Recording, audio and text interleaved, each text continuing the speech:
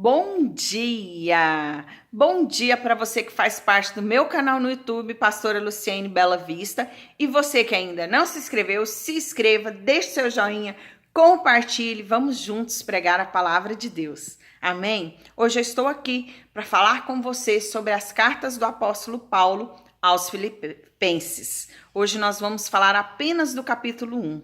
Um capítulo lindo, muito abençoado. Vamos tirar grandes orientações dele, por isso não deixe de ler. Amém? Filipenses capítulo 1. Essa carta, o apóstolo Paulo escreveu aos moradores de Filípios, cidade fundada por Filipe, pai de Alexandre o Grande. Ele era o rei da Macedônia na época.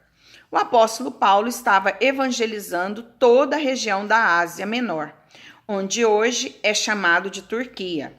Ele evangelizou Galáxias e várias outras cidades, com exceção a Mísia e Betínia, porque ali o Espírito de Jesus o impediu de pregar. Atos capítulo 16, versículo 7, nos fala sobre isso. Era uma cidade que não tinha nenhuma sinagoga. Era proibido pregar a palavra ali. Então eles se reuniram aos poucos, afastados e próximos às árvores, onde o apóstolo Paulo, encontrou Lídia. E através dela começou ali o trabalho de evangelização do apóstolo Paulo. Ela creu e grandes coisas o Senhor fez ali naquela cidade. O apóstolo Paulo escreve aos irmãos incentivando-os a continuar pregando, pois aquele que iniciou a obra neles iria estar com eles até que a obra estivesse completa.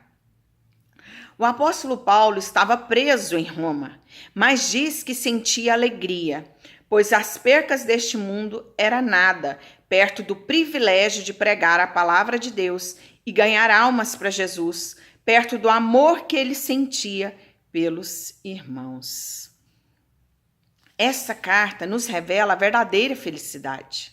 O apóstolo Paulo descobriu a verdadeira felicidade na pessoa do Senhor Jesus, que o consola, o conforta, o anima e não deixa desistir. O apóstolo Paulo diz que sente gozo e alegria apenas em 4 capítulos de Filipenses, 16 vezes. Era um homem muito feliz. Era um homem que conhecia a verdadeira felicidade. Porque nem mesmo as más condições que ele estava vivendo naquele momento o impedia de ressaltar a sua alegria. Do versículo 1 ao versículo 2, o apóstolo Paulo saúda os irmãos da cidade de Filipos, com a graça e a paz de Deus Pai e do Senhor Jesus. Saúda os irmãos chamando eles de Kadosh, que quer dizer separados, santos, aqueles que aceitam o Senhor Jesus como seu único e suficiente Salvador. Do versículo 3 ao versículo 11, ele ora pelos filipenses e os agradece pelas ofertas que cooperava com o ministério do apóstolo Paulo. Versículo 5. Versículo 12 ao 30, o apóstolo está preso em Roma, mas isso contribui para o crescimento do evangelho. Olha o otimismo e a fé desse homem de Deus. Mesmo estando preso, ele era um prisioneiro da alegria, um encarcerado do contentamento, e ele nos ensina a ser feliz, independente das circunstâncias.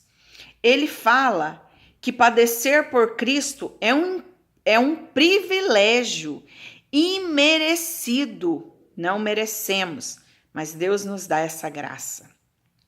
Sofrer por amor ao Evangelho é uma honra.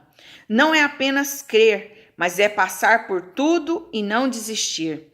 A verdadeira igreja, ela permanece, pois entende o mover de Deus. Versículo 14. Diz que as algemas de Paulo estimulavam os irmãos a falar a palavra de Deus. uns por difamações a Paulo, outros por inveja.